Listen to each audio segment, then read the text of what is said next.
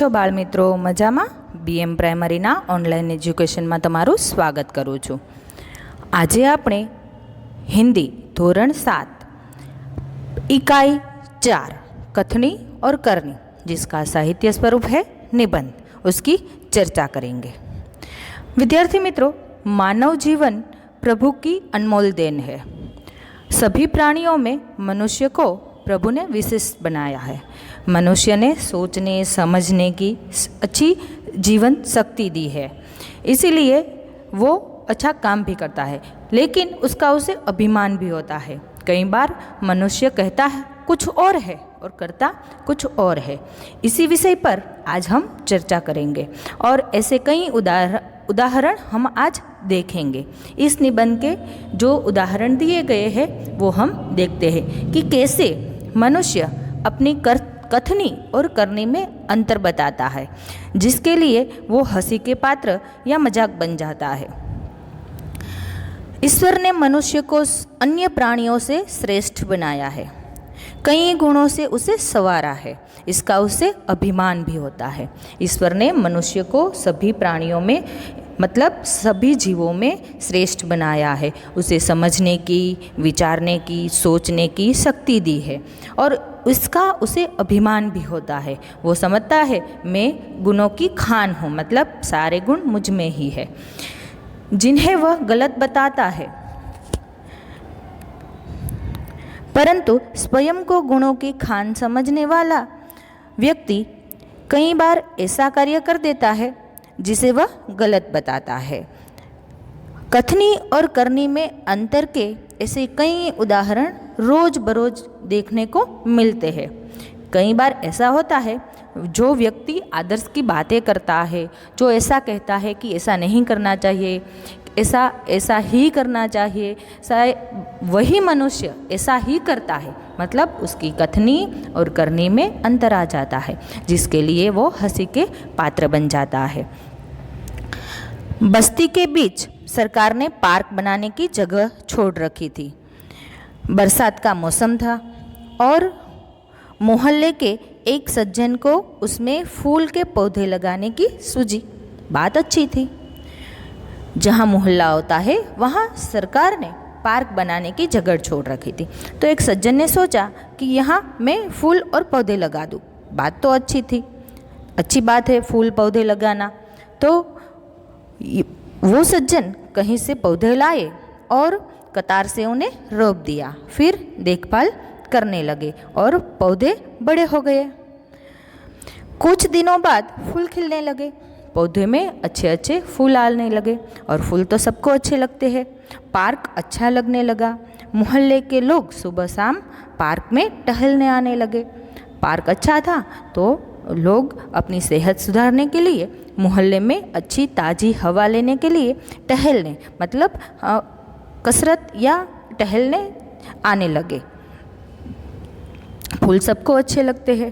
Park में लोगों को आने जाने से ये जिस सज्जन ने फूल लगाए थे उन्हें ऐसा लगा कि फूलों को लोग तोड़कर ले जाएंगे, इसीलिए सज्जन ने क्या किया, एक तख्ती लगा दी। तख्ती मतलब एक ऐसी लकड़ी की तख्ती होती है, उस पर लिख दिया कि फूल तोड़ना मना है और पार्क के बीचों बीच वो रख दी और उसमें लिख दिया, क्या लिखा, फूल तोड़ना मना है। आते जाते सब लोग उसे पढ़ते और कोई भी फूल को नहीं तोड़ता। सब लोग उसे पढ़ते और वो फूल को तोड़ता नहीं, कोई फूल को हाथ भी नहीं लगाता। लेकिन मज़े की बात तो तब सामने आई जब फूल की तख्ती लगाने वाला सज्जन बड़े सवेरे जल्दी जल्दी फूल तोड़ रहा था। और फिर क्या हुआ, कुछ लोगों ने देखा तो अपनी शर्म मिटाने के लिए बोला कि पूजा के लिए तोड़ रहा हो, मतलब उसकी कथनी और करनी में अंतर हो गया। जिसने फूल की तख्ती लगाई कि फूल तोड़ना मना है, वही सज्जन फूल तोड़ रहा था। फिर क्या हुआ, उसे शर्मिंदा होना पड़ा। तो ऐसे कथनी और करनी में अंतर हो गया। फिर दूसरा उदाहरण है, आम तौर पर बसों में या सरकारी वाहन होते हैं उसमें लिखा होता है क्या लिखा होता है? धूम्रपान करना निषेध है, मतलब धूम्रपान करना वर्जित है। मतलब बस में सिगारेट या बीड़ी पीना मना होता है, जिससे धुआं फैलता है, हवा प्रदूषित होती है और बच्चों बूढ़ों सभी को नुकसान होता है। इसीलिए बसों में लिखा होता है धूम्रपान करना वर्जित है। एक बार यात्रा करते हुए देखा कि एक यात्री ने बीड़ी जलाई और पीने लगा। बसों में तो लिखा था कि धूम्रपान वर्जित है, लेकिन फिर भी एक यात्री ने बीड़ी जलाई और पीने लगा। फिर क्या हुआ? उसे देखकर कंडक्टर ने उसे कहा कि भाई साहब, यहाँ बीड़ी पीना, सिगरेट पीना मना है, मतलब धूम्रपान करना वर्जित है। और उसे जलती बीड़ी खिड़की के बाहर फिकवा दी। देखो, फिकवा दी ना, जलती बीड़ी उसे हाथ से लेकर बाहर फिकवा दी। फिर थोड़ी देर बाद कंडक्टर ड्राइवर की केबिन में जाकर बैठा। जहाँ ड्राइवर बस चलाता हो उस जगह को केबिन कहा जाता है। वहाँ कंडक्टर भी जाकर बैठा और सिगरेट जलाई और दोनों पीने लगे। ये क्या बात हुई? यात्री को मना और खुद पीने लगे। फिर क्या? एक यात्री ने उस बोर्ड के तरफ इशारा करते हुए कहा कि भाई, यहाँ धूम्रपान करना वर्जित है। कंडक्टर को कहा कि यहाँ बोर्ड लिखा हुआ है कि धूम्रपान करना वर्जित है। तो कंडक्टर ने तपाक से, मतलब जल्द से जवाब दिया कि भाई साहब, बस में सिगारेट पीना मना है, लेकिन ये वाक्य किसके लिए है? आपके लिए है, ना कि हमारे लिए। मतलब जो यात्रा करते हैं उसके लिए धूम्रपान वर्जित है। कंडक्टर और ड्राइवर कर सकता है, ऐसा कैसे हो सकता है? नहीं भाई, धूम्रपान सबके लिए वर्जित है। बसों में कंडक्टर और ड्राइवर भी धूम्रपान नहीं कर सकता, लेकिन उसने अपनी शर्म मिटाने के लिए या उसे शर्मिंदा ना होना पड़े इसीलिए कह दिया कि ये वाक्य आपके लिए है। ऐसा नहीं होता, धूम्रपान तो सबके लिए वर्जित होता है। तो जो लोग अपनी कथनी और करनी में अंतर रखते हैं वो अक्सर हंसी के पात्र बन जाते हैं। ऐसा एक दूसरा उदाहरण भी है। एक व्यक्ति दुकान पर गया। स्कूटर दुकान के सामने खड़ा कर ही रहा था कि दुकानदार बोला, आप अपना स्कूटर सामने वाहन पार्क करने की स्थान पर खड़ा करके आओ। दुकान के सामने स्कूटर खड़ा कर रहा था तो दुकानदार बोला कि भाई साहब, यहाँ स्कूटर पार्क मत करो, दुकान के सामने पार्क करना अच्छी बात नहीं है, आप जाओ और पार्किंग की जगह में पार्क करके आओ। तो सज्जन ने बोला कि मुझे ज़्यादा समय तक कहाँ रुकना है, मैं तो अभी सामान लेके चला जाऊंगा। फिर भी व्यापारी ने बोला, पर दुकान के सामने बीच सड़क पर ऐसे स्कूटर पार्क करना कोई अच्छी बात नहीं है।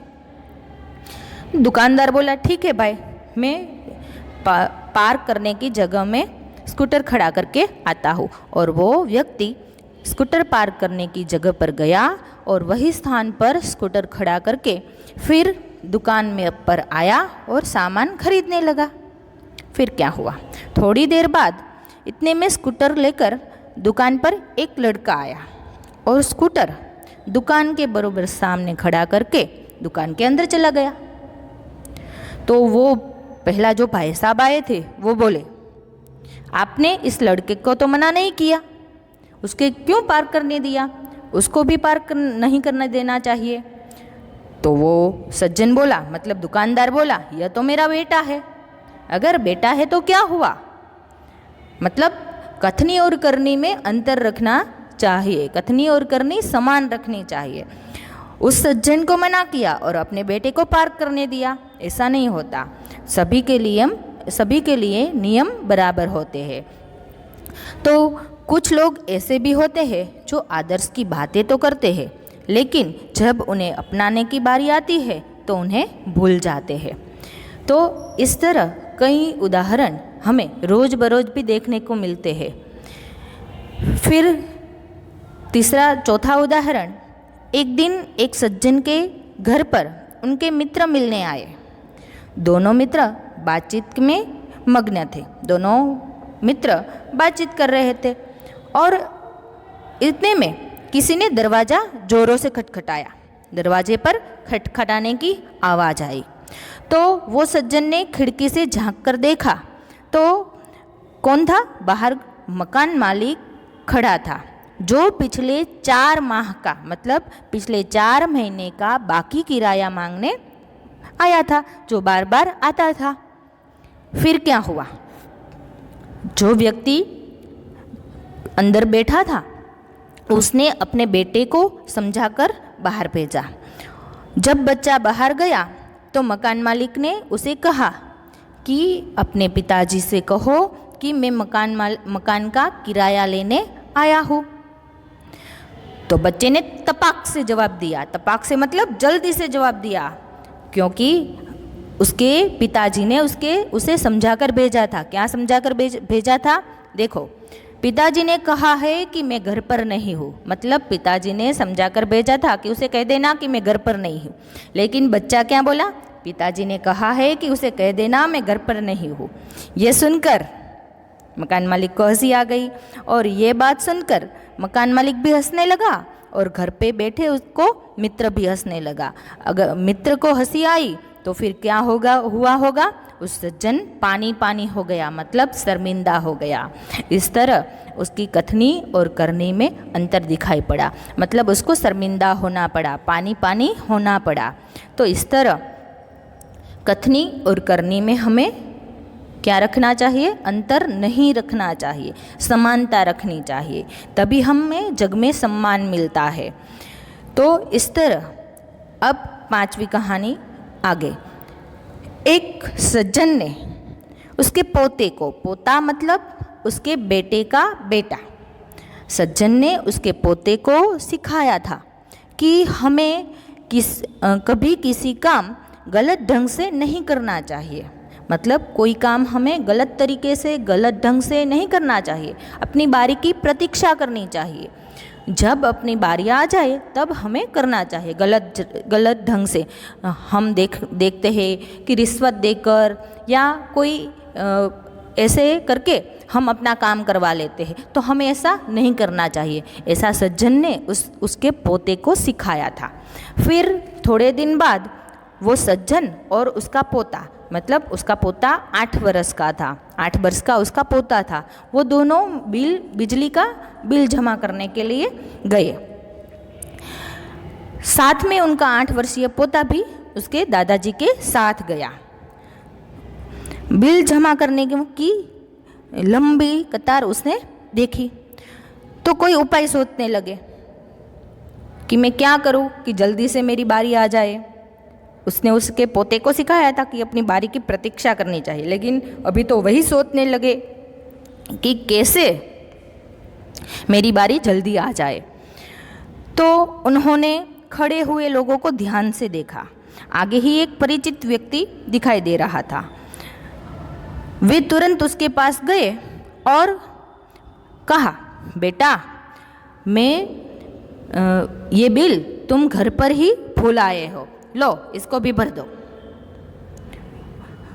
उसको बोला कि ये बेटा, ये बिल तुम घर पर भूल आए हो, लो इसे भर दो।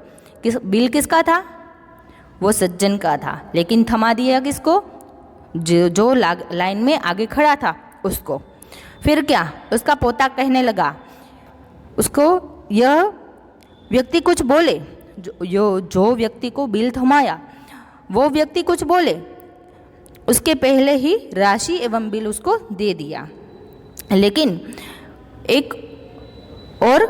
फिर दादाजी एक कोने में जाकर खड़े हो गए। लेकिन पोता बार बार कहने लगा, दादाजी लाइन में लगिए ना, दादाजी लाइन में लगिए ना। और उसकी बात सुनकर सब लोग मुस्कुराने लगे और दादाजी को अपने पोते की सिखाई हुई बातें उल्टी पड़ गई। मतलब पोता क्या सोचेगा कि दादाजी ने सिखाया था कि अपनी बारी की प्रतीक्षा करनी चाहिए, यहाँ तो दादाजी ने ही अपनी बारी की प्रतीक्षा नहीं की। तो ऐसे कथनी और करनी में अंतर करने वाले लोग हमेशा हंसी के पात्र बनते हैं। कई लोग ऐसे होते हैं जो आदर्श की बातें तो करते हैं पर उन्हें अपनाते नहीं है। मतलब बड़ी बड़ी बातें करते हैं, दहेज नहीं लेना चाहिए, ऐसा नहीं करना चाहिए, लेकिन जब उनके घर की बारी आते हैं तो वो सोचते हैं कि हम दहेज लेंगे या हम ऐसा कोई काम करेगा तो क्या आफत आ जाएगी। अरे समाज इसी तरह तो बदलेगा, शुरुआत हमें ही तो करनी है, इसीलिए हमें कथनी और करनी में अंतर नहीं रखना चाहिए, कथनी और करनी में समानता रखनी चाहिए। तो इस पाठ के द्वारा हमें यही सीख मिलती है कि हमारे माता पिता या हम जो सीखते हैं उसको आचरण में लाना चाहिए। हमें सच बोलना है तो हमें सच ही बोलना है। हम जो करते हैं वो कथनी और करनी में अंतर नहीं दिखाई पड़ना चाहिए। तो ऐसे कई किस्से होते हैं। ऐसा आचरण करने वाला जो कथनी और करनी में अंतर रखता है, ऐसा आचरण करने वाले व्यक्ति को कभी जग में सम्मान नहीं मिलता, वो हंसी के पात्र बनते हैं। इसीलिए हमें कथनी और करनी में सदैव समानता रखनी चाहिए। फिर है हो कथनी करनी एक समान, जग में मिलता तब सम्मान। मतलब हमारी कथनी और करनी में समानता होती है तभी हमें जग में सम्मान मिलता है। वो कहते हैं आदर्श, जैसे कि गांधी बापू बोलते थे कि हमें सच बोलना चाहिए, और वही सच, सत्य और अहिंसा दोनों को उसने अपनाया भी था। उसने पूरा जीवन, भले कितनी ही आफत आई, अंग्रेजों ने उस पर लाठियाँ चलाई, गोलियाँ बरसाई, फिर भी वो अपनी सत्य और अहिंसा पर अड़े रहे। तो इस तरह हमें अपनी कथनी और करनी में भी समानता रखनी चाहिए। जो लोग अंतर रखते हैं वो क्या बनते हैं? हंसी के पात्र बन जाते हैं, मजाक बन जाते हैं, फिर उसकी बातों का कोई असर नहीं होता। फिर वो बातें करते हैं, वो ऐसे आदर्श की बातें करते हैं, फिर तो भी कोई उसी की आदर्श मानते नहीं। इसीलिए हमें कथनी और करनी में समानता रखनी चाहिए। विद्यार्थी मित्रों, तो ऐसे निबंध है कथनी और करनी। तो ईश्वर ने मनुष्य को अन्य प्राणियों से श्रेष्ठ तो बनाया है, लेकिन इस गुणों को सही तरह से इस्तेमाल करना चाहिए। तो इस कहानी के द्वारा हम सीखे कि कथनी और करनी, हम जो कहते हैं वही हमें करना चाहिए। विद्यार्थी मित्रों, आना शब्दार्थ અને મુહાવરે તમારે રફ નોટમાં 3 વાર લખવાના છે। હવે પછી આવતા વિડીયોમાં અભ્યાસ અને સ્વાધ્યાયની ચર્ચા કરીશું, પરંતુ પહેલાં તમને જેટલો આવડે એટલો અભ્યાસ અને સ્વાધ્યાય તમારે જાતે તમારી રફ નોટમાં લખવાનો છે। તો ફરી મળીશું આવતા વિડીયોમાં, ત્યાં સુધી આવજો।